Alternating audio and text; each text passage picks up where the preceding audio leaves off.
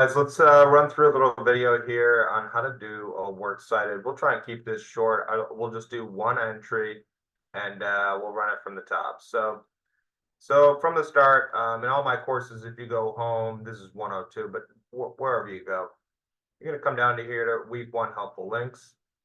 And just before we start, let me say that anytime you use outside sources, no matter what it is, whether it be an article on a website, a podcast, a movie, if you reference anything, and then so those are specific artifacts, but then also like if you have any kind of statistic, any kind of fact or here's a good rule of thumb. Anytime you've got numbers or you say, oh, everyone says this or this happens all the time, gotta have a source. You gotta have a reasoning, or I'm sorry, support. You gotta tell us who said that and give us some evidence of that being true. Otherwise, I could just tell you, hey, God exists and I am God. Why? Because I just told you, right? That's not good arguing, and that's just not where we're at in an English classroom.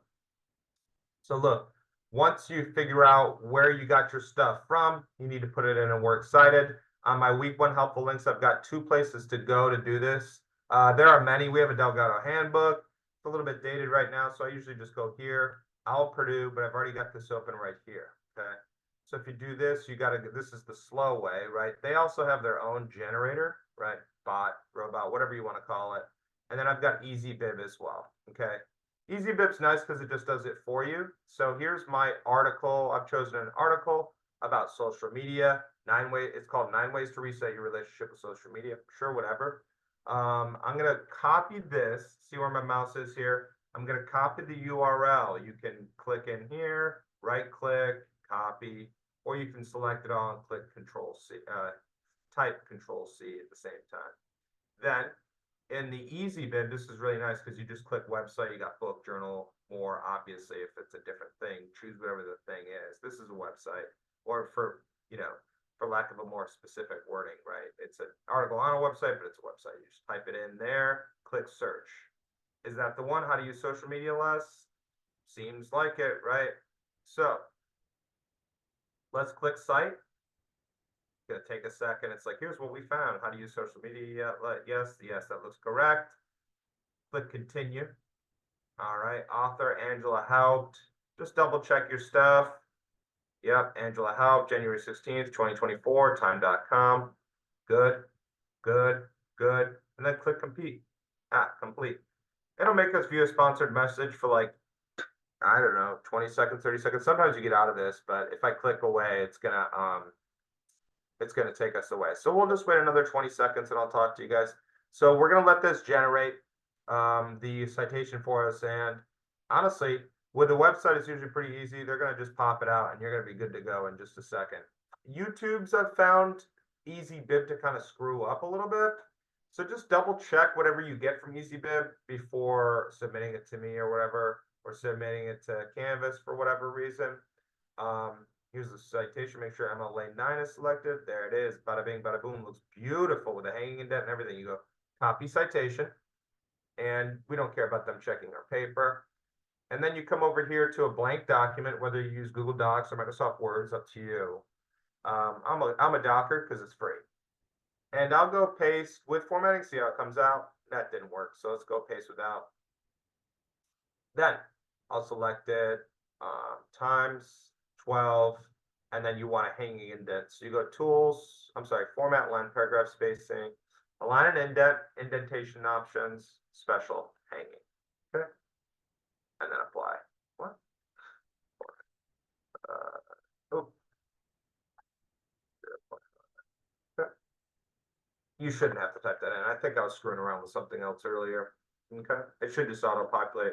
And then above that, make sure you type the words works cited, because it's not a works cited unless you type those words. Center that part. You can hit enter here. And then you're going to want to select everything. And you go tools. Format, line, and spacing. And it's always double for MLA. Now, let's double check it against going the slow way. So you've got this here too on OWL Purdue. But you can go over here on the left. You've got all these different places that you'll find stuff. Not to mention a lot of MLA stuff in general. And this is always up to date. And this is why I like this better than textbooks and stuff like that, or anything that we've created, because they update it up. you know, there's MLA 7 when I started teaching. Actually, I think it was like MLA 6 when I started teaching. We're all the way up to 9. So they just like change like little tiny rules, but it's important for this stuff because that's all this is tiny little rules. But we're going to click electronic sources because this is a website, right? Boom, boom, boom. Okay. Come down here. And then you've got this as your kind of basic format. Author, editor names, article name in quotation marks, title of website in italics. Notice these are very different. One says quotation, one says italics. That's important. Any version numbers, not here, because we're just doing a website. Publisher information, just a website. And the date, okay? So here's what it looks like if you have all these things, but we'll just go to right here. Page on a website, okay? So you just kind of follow along. The last name, first name. So you go Haupt, Angela.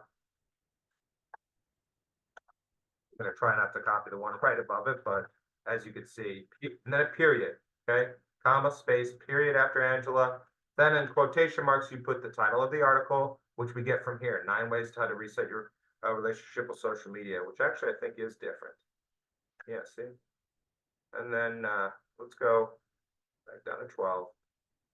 Okay. Make sure you do a period, quote, time is the place, because it says it right here. How, right? That's the container. So we're gonna italicize that. Boom, boom, boom. And I'm not gonna repeat it just because I don't. I think that's the redundancies are not necessary. So we'll do a comma after that. Then we're gonna do the date of the publication, which I think is, let's see, we'll find it out right here. Close that out. January 16th, 2024. Here's how you write the date. You go 16th, let's get out of italics. You go 16th,